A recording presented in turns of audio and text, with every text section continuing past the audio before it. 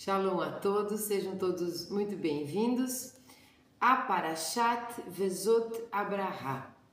Nós estamos de luto não porque estamos tristes, estamos de luto porque agora é o passamento de Moshe Rabbeinu.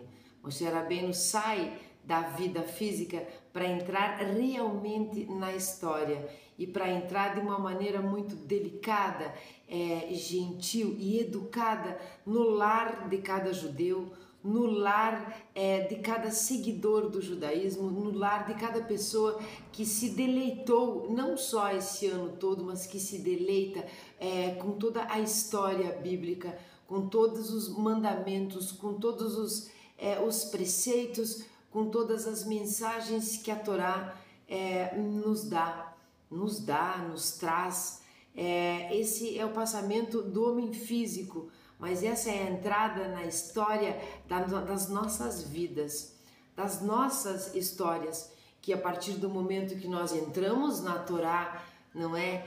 E nós saímos da Torá, nós convivemos com toda essa ideia, com toda essa dramaturgia que começa lá em Adão e Eva, que começa com a criação, chega em Noa e chega em Avraham e todos os patriarcas. Nós estivemos juntos esse tempo todo, não é? Nós entramos nesse deserto e nós compreendemos um passar do nosso estudo que o deserto em si, esses 40 anos aos quais nós estamos ali nos entendendo como seres humanos, nos entendendo como criaturas de Deus, nos ligando, nos conectando com a divindade, por vezes caindo, por vezes achando que deveríamos ter o maná mais facilzinho e para o resto da vida. Todo esse tempo nós percebemos, principalmente nessa parte do deserto onde Moshe está muito vivo, ali toda a nossa saída de Mitzrayim, não é? Nós entendemos sobre um Bereshit, sobre um Gênesis, que significa a nossa caída, a nossa vinda, a nossa chegada no mundo físico, na matéria. Quando nós entendemos Êxodo, quando nós entendemos este Êxodo em Shemot, sair dessa matéria, retornar realmente a Deus. Quando nós vemos tudo isso que nós passamos, nós percebemos esse deserto não como uma meta final, não é? O objetivo físico é o deserto para que nós conheçamos, aprendamos, vivemos e todas as coisas que fizemos por ali até chegar na terra prometida. Mas o deserto, embora um objetivo físico, não é e nunca será a nossa meta final. Então é um dia de luto porque é um dia de reverência, é um dia de retidão, não é um dia recluso, um dia de pensamentos, um dia de opa, agora acabou. E nós vínhamos muito loucos esse tempo todo, não é? Eu não me recordo muito bem qual foi a primeira paraxá que nós trabalhamos aqui no canal. Se eu não me engano foi Ler Lerá. Nós não começamos do começo. Então eu estou devendo Bereshit, estou devendo Noah, eu acho. Eu estou devendo, quer dizer, Bereshit, todo Bereshit, se eu não me engano, nós vamos trabalhar isso, mas agora nós chegamos nesse final. Eu vou ler aqui unicamente um texto do livro Ecos do Sinai, que do Sr. Barry Wayne, que foi um dos sábios, dos comentaristas vivos, que nós utilizamos muito nesse decorrer. Eu simplesmente vou ler o texto dele e nós vamos conversar um pouco sobre o que nos aconteceu nesse tempo todo e o que é que nós podemos esperar, porque nós estamos às portas ali de Yom Kippur. O que é que nós podemos esperar deste dia de perdão? Perdão exatamente para quem e por que nós estamos tendo que pedir perdão? Mas, enfim, eu vou ler esse texto e nós vamos conversar depois um pouquinho. Vezot Abraha, na perspectiva do tempo. As palavras finais de Moshe ao povo judeu na paraxá desta semana são de bênçãos e esperança profética.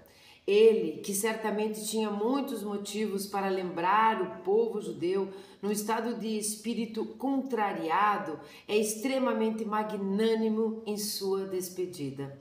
após sua longa oração, que constitui a maior parte do livro de Devarim, Deuteronômio, com palavras às vezes duras, de críticas ao comportamento passado e futuro do povo judeu, Moshe reverte sua linguagem e abençoa seu povo com amor, assim como um pai ou um mestre. Em suas bênçãos, Moshe reconhece os diferentes talentos e personalidades de cada uma das tribos. Cada uma delas tem um papel específico a ser desempenhado na vida judaica. O judaísmo não é unidimensional, ele reconhece as diferenças de atitudes e personalidades e procura unir essas diferentes pessoas numa nação única, sob a direção e observância dos preceitos e valores da Torá. As palavras de Moshe são um exemplo claro de seu objetivo e de sua metodologia. Mas a característica marcante de suas bênçãos é que elas estão repletas de amor por Israel. Amor é muitas vezes uma emoção incontrolável, principalmente no fim da vida. É por isso que Vezot Abrahá é considerada uma canção de amor entre Moshe e o povo judeu. Todas as palavras anteriores de Moshe são exemplos do que hoje é chamado de amor extremo. Vezot Abrahá é exemplo de um amor emocional, apaixonado e quase irracional. É isso que torna sua leitura mais adequada na festa de Simchat Torá. Porque é o amor de Moshe por Israel que nutre o amor de Israel pela Torá. Vezot Abrahá deveria realmente ser o mais triste de todos os trechos da Torá, por relembrar o passamento de Moshe. Mas o povo judeu se alegra no dia em que essa paraxá é lida, porque Moshe venceu o teste do tempo. O mundo inteiro estuda suas palavras e lida com o sistema de valores que ele ensinou a Israel. E suas bênçãos ao povo permanecem tão vitais e encorajadoras hoje como no dia em que foram pronunciadas pela primeira vez. O judaísmo mede povos e ideias na perspectiva do tempo. Aqueles que ainda são pertinentes e necessários após muitas gerações são vistos como os que alcançaram verdadeiro sucesso na sua missão de vida. Assim, a celebração da Torá de Moshe, que ocorre em Simchat Torá, representa e comemora o que valida o trabalho de sua vida. A Torá afirma que os olhos de Moshe não se turvaram, nem sua vitalidade desapareceu. O famoso sábio, conhecido como Netziv de Volozhin, afirma que em seu comentário sobre a Torá, que isso é uma verdade sobre Moshe, mesmo depois de seu falecimento. Será verdade enquanto os judeus estudarem a Torá e forem fiéis às diretivas e à visão de Moshe. Ele permanece sendo o supremo mestre do povo judeu, nosso mentor e guia sobre todos os assuntos. Se o enxergarmos sob essa luz, poderemos nos alegrar celebrando sua Torá e as realizações de sua vida. E é por isso que as bênçãos de Moshe não somente se cumprem em relação a Israel, como reverberam também sobre ele mesmo, sobre Moshe. Vocês pensaram que eu ia deixar o vídeo todo preto e branco, não é? Sem cor. Pois é, eu me perdi um pouco na leitura porque eu fiquei um pouco emocionada. Então eu estou aqui para nós continuarmos essa conversa meio monólogo, não é? Para fazer alguns apontamentos aqui. Nesse tempo todo, como eu disse antes, nós passamos... Vamos sair um pouco lá da história do comecinho da Torá, vamos entrar ali, vamos chegar em Mitzrayim, vamos chegar no Egito. Dali por diante, nós já não éramos mais crianças, já não éramos mais recém-chegados no planeta. Ali nós já éramos jovens e adultos decidindo, não é? Decidindo, por vezes influenciados por vezes com o nosso discernimento convencidos, em outros momentos decididos mesmo por nós mesmos a sair daquele lugar, não é? A sair da matéria, não é? Esotericamente saímos da matéria para entrar na terra prometida, algo que vai além até mesmo do que de uma utopia de mundo vindouro, o retorno real dessa centelha que nós somos ao Pai, ao Criador, a essa energia criativa, a esta divindade que nós não podemos nem sequer compreender o nome, quando nós estamos acima, quando nós imaginamos aquilo que nunca foi criado, aquilo que não teve começo e não teve fim, aquele momento onde o nosso intelecto para, não é? Aquele momento onde nós voltamos para dentro, nos sentimos humildes o suficiente para entender, até aqui eu posso ir, mas eu não sei explicar, eu não sei entender ainda, mas eu sei que ele existe, eu sei que esta força existe, eu sei que ela tem todos aqueles atributos emanados através da Sefirote. Isso é tudo esotérico. Então ele me ama, então ele não me ama, nós sabemos disso. Quando nós saímos de Mitzrayim e nós decidimos continuar o nosso caminho na nossa vida adulta, nós estávamos no deserto, nós estávamos em Bamidbar junto com Moshe Rabbeinu, não é? Moshe Rabbeinu estava junto conosco e lá Moshe Rabbeinu era um homem, não é? Um grande, como é que eu poderia explicar isso? Um homem de estatura diferenciada, uma estatura espiritual que talvez nós que estamos ali estudando e tal, nem consigamos compreender o tamanho de Moshe Rabbeinu. Sim, porque se ele não fosse grandão, não era através dele, através daquele estado meditativo que ele teve, não seria ele que receberia a Torá de Hashem. Sim, porque não foi um autor comum que escreve livrinhos que escreveu a Torá, não é? Que se dispôs, que se entregou e que no decorrer do tempo, mesmo trancos e barrancos, tendo atitudes muito humanas e tudo mais, soube se anular aos pedidos, às ordens, não é? As decisões que não eram dele, eram da divindade. Não é? De entrar, de não entrar, de voltar, porque quebrou as tábuas, do bezerro de ouro, todas as coisas que Moshe passou. Nós passamos junto com ele, não é? Nós mordemos os dentes, nós roemos as unhas, nós torcemos para que desse certo, nós ficamos ali realmente na torcida, naquele momento da abertura do Mar de Juncos. Vocês têm que ir, vocês têm que ir. É como com todo respeito, é uma novela, é um filme da vida real, não é? Um livro histórico, um livro religioso, não é? As palavras divinas, tudo isso trazido para o nosso dia moderno, para o nosso dia que parece que não tem deserto, mas para o nosso dia que tem muito deserto, para os nossos dias que nós temos trabalho, que nós temos sofrimento, que nós temos doença, que nós temos lachonará, como nós estudamos, que nós temos ética, que nós não temos ética, que nós temos roubo, que nós temos doações, que nós temos dúvidas, que nós temos questionamentos, que nós temos achismos, que nós temos pensamentos, que nós temos dores, que nós temos relacionamentos duradouros, que nós temos relacionamentos que se quebram. Nós temos ali o tempo, agora nós temos o tempo, e aquele era o tempo, e nós estávamos com Moshe. Nós estávamos com Moshe e Moshe estava conosco esse tempo todo.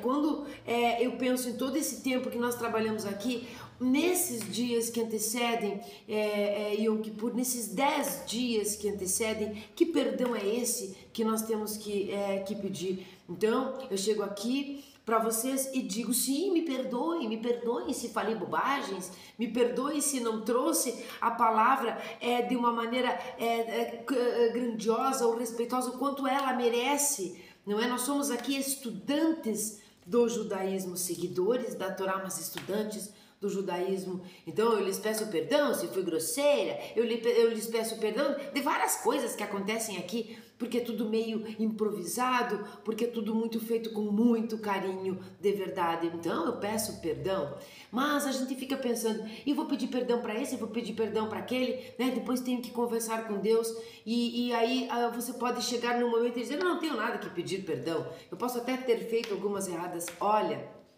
a oportunidade que nós temos nesses 10 dias de pedir perdão para aquela pessoa que durante o ano todo você se arrependeu daquilo que disse aquele dia, lembra? Você ficou arrependido, você ficou triste, você não queria ter falado daquela maneira, talvez você não quisesse nem ter feito aquilo daquela maneira, mas naquele momento, não é, com os nervos à flor da pele, você não chegou naquela pessoa. Agora você tem a oportunidade e uma bela desculpa. Nós temos uma data, nós temos um tempo propício, nós temos um motivo, nós temos a passagem de Moshe, nós temos um pouco de tristeza porque não vamos abraçá-lo, mas nós nunca o abraçamos. Então nós conseguimos entender aqui, nós conseguimos sentir o Moshe que fica na história, mas o Moshe que fica na história das nossas vidas, não é? Assim como a Torá fica dentro de nós. Então nós íamos passando nesse deserto juntos, não é? Juntos. Então eu estou aqui para pedir perdão, mas principalmente agradecer os sábios de abençoada memória, os comentaristas e todos os livros aos quais eu utilizei durante esse tempo todo. Sim, porque assim que foi o trabalho feito. Nós lemos, nós tentamos interpretar, nós tentamos respeitar o máximo e entender o máximo possível para trazer para vocês. Eu agradeço. Foram livros que me caíram nas mãos. É como se Deus direcionasse, este você vai usar agora para esta paraxá, Sharon, e tudo mais. Então, o pedido de perdão é para vocês, por eu talvez ser novata aqui, não entender muito, não ser muito didática ou qualquer coisa que você possa não ter gostado ou você possa ter se sentido ofendido de alguma maneira. Uma coisa é clara, nós somos livres e questionadores, não é? Em todos os lugares onde existem grupos de pessoas, onde existem religiões, onde existem kavaná, onde existe intenção de se aproximar da divindade, em todos esses lugares existe uma verdade, existe algo intrínseco, existe algo que Deus pincelou, né, nesse quadro enorme que ele pintou, né, que é o mundo, que é o universo. Em cada canto desse há uma pontinha, há um pedacinho de Hashem ali, porque nós estamos dentro dele. E todos nós estamos dentro dele, seja de que religião você for, seja você aquele que acha que não existe nada disso, seja quem for, não temos como fugir disso, então não temos como fugir daquele que nós precisamos pedir perdão. E sermos perdoados, porque se o outro está doente, nós estamos doentes. É por isso, quando nós usamos aquele negócio tão bonitinho do somos um, fica tão parecendo da boca para fora. Como é que nós sabemos que somos um? Quando olhamos para a história de Moshe e vemos um homem ali anular completamente os seus próprios desejos para grandiosamente entrar para a história das nossas vidas, para entrar dentro de nós, porque Moshe é a própria Torá, porque Moshe ensinou a Torá. De nada valeria se Deus tivesse, porventura, errado e transmitido a alguém que não tinha a estatura de Moshe. Então, Moshe é um preto e branco de um luto de tristeza pela história física, e por ele não ter entrado, nós ficamos empáticos com isso e gostaríamos que ele tivesse entrado na terra prometida, não é? Mas quando nós paramos para pensar não no preto e branco, mas no colorido da vida, quando nós pensamos numa Jerusalém espiritual, quando nós pensamos em toda essa dimensão a qual nós não podemos ver, nenhum de nós, por enquanto, nenhum de nós. Isso nos dá não só a segurança, mas a liberdade do questionamento, a liberdade de buscar essas coisas, a liberdade de olhar no outro, seja ele de que vertente for, seja ele quem for, olhar para o outro como uma parte do todo. Então Moshe vem e ensina coisas que nós até hoje não conseguimos fazer de pronto. Moshe, quando se irritou, soube entender a sua irritação, sobre voltar para dentro de si, sobre resolver isso, sobre determinar as coisas, sobre ser amoroso. Ele soube na sua profecia a falar sobre as maldições, como aquele pai ou aquele mestre, aquele pai e mãe, não é? Divindade sem sexo, que chega e te diz aquela coisa difícil de você compreender, mas ao mesmo tempo te dá aquela solução, te dá aquele acalento.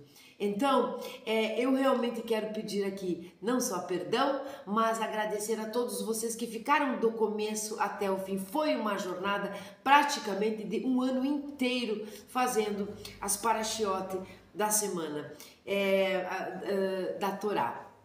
Eu vou ler hoje o Salmo 130, eu fico por aqui. Nós não fizemos um vídeo sobre a Asino, simplesmente fiz uma narração da canção que é maravilhosa. Não é uma paraxá para ser falada, é uma paraxá para ser escutada, é uma paraxá para nós entendermos aquele escuta Israel. Então, depois de nós termos aprendido todas essas coisas, hoje nós não somos simplesmente ouvintes, hoje nós estamos melhores do que ontem, nós estamos melhores do que quando nós tivemos que decidir sair ou não daquele Egito que nos aprisiona, que nos escraviza, ou de dogmas que nos escravizam, ou de pessoas que nos escravizam, ou de situações, não é? Que nos escravizam. Quando nós saímos de lá, quando nós decidimos isso e nós chegamos até aqui, depois de um trabalho árduo como esse, nós estamos melhores. É por certo que nós estamos melhores. Então eu quero agradecer a cada um de vocês que ficou aqui até os dias de hoje, e isso vai perdurar. Que vocês tenham um Yom Kippur como achar que devam. Não é? Sabemos que é um jejum completo de 25 horas, você está livre para fazê-lo, não é? Porque como estudantes do judaísmo, nós estudamos a Torá, nós olhamos para as leis rabínicas para nos entendermos, para nos colocarmos, para nos inserirmos numa vida de filhos de Noa, né? Numa vida de respeitarmos e cumprirmos as 7 leis universais. Você não precisa desta nomenclatura, você não precisa de nomenclatura nenhuma, você precisa de Deus na sua vida, assim como Deus, de uma maneira metafórica, precisa de nós, porque de nada adiantaria existir Torá, a Torá nem existiria se não existíssemos nós, para ler, para estudar, para seguir, para respeitar e continuar esse trabalho de Moshe Rabbeinu, o nosso mestre maior, pelo menos na terra. Então fiquem tranquilos, Moshe Rabbeinu não morreu, Moshe Rabbeinu somente viveu, por isso ele ainda vive, assim como os sábios dizem que aquele que é grandioso, ele está sempre vivo, e nos nossos corações, na nossa cabeça, na nossa lembrança, o legado de Moshe eu não sei se existe essa palavra, mas é inapagável. Não tem como apagar o legado de Moshe Rabbeinu.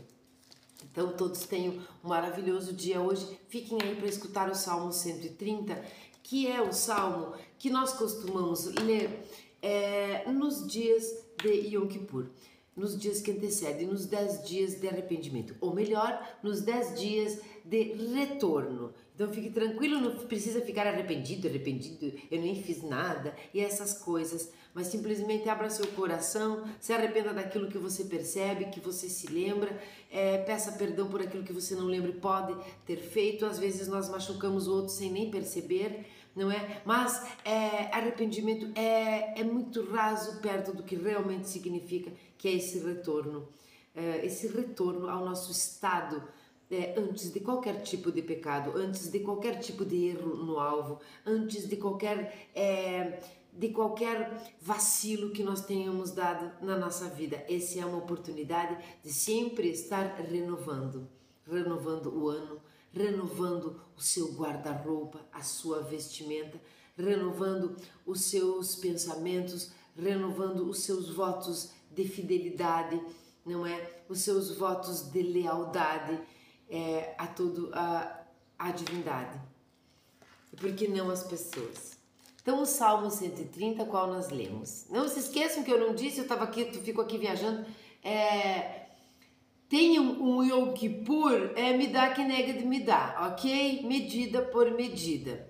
Se for muito difícil fazer este jejum, pense no tamanho da purificação, e esta purificação não é só interior, ela limpa os veículos, ela limpa o pensamento, o seu cérebro fica mais ativo.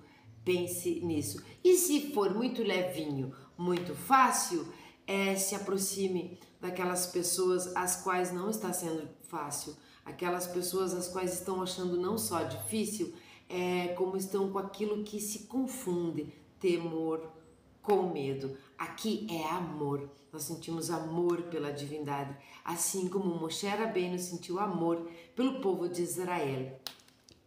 Salmo 130, um cântico de ascensão. Moshe Rabbeinu. Das profundezas do abismo clamo a ti, ó Eterno. Ouve minha voz e permita que estejam atentos os teus ouvidos a meu brado suplicante. Se mantivesses diante de ti a imagem de todas as nossas iniquidades, quem mereceria subsistir? Mas tu mantens aberta a porta do perdão, para que possas ser reverenciado com amor e respeito. Pelo Eterno aguardo esperançoso, por sua palavra de perdão espero, por ele minha alma anseia, mais que o vigia noturno busca a chegada do alvorecer. Sim, mais do que ele anseia pelo amanhecer, deseja minha alma o Eterno, ó Israel.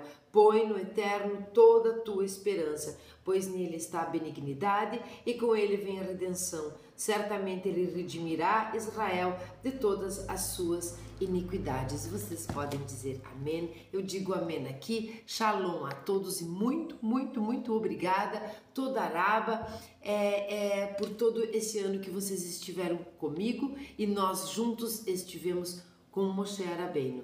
Na entrada de Mitzrayim, na saída de Mitzrayim, na trajetória do deserto da nossa vida e agora na entrada da terra prometida, sim, porque às vezes nós ainda não colocamos o pé no lugar ao qual nós sabemos que Deus tem guardado para nós. Às vezes nós não colocamos o pé ainda naquele lugar onde o nosso propósito vai se concretizar, mas nós já estamos naquela intenção, da terra prometida espiritual. Tenham todos um maravilhoso dia e é para ficar feliz, nem sei porque que estou falando desse tipo, é para ficar bem feliz, porque corpo vai, corpo apodrece, corpo enterrado, corpo volta para os seus elementos da terra. Nossa imagem e semelhança não diz respeito ao corpo, diz respeito à nossa alma. Então que nós olhemos e nos inspiremos nas almas desses homens tão grandiosos, né, como Moshe Rabbeinu foi, para que nós imitemos mesmo, emulemos o seu jeito de ser, o seu modo de pensar e a sua maneira genuína de se doar ao serviço de Deus, ajudando assim a humanidade toda, porque foi isso que ele fez. Nunca mais na história será esquecido o nome de Moshe Rabbeinu, e muito menos da sua Torá, porque aqui eu me dou a liberdade de dizer a Torá de Moshe Rabbeinu, não é mesmo? Tenham todos um maravilhoso dia e um belo Yom Kippur.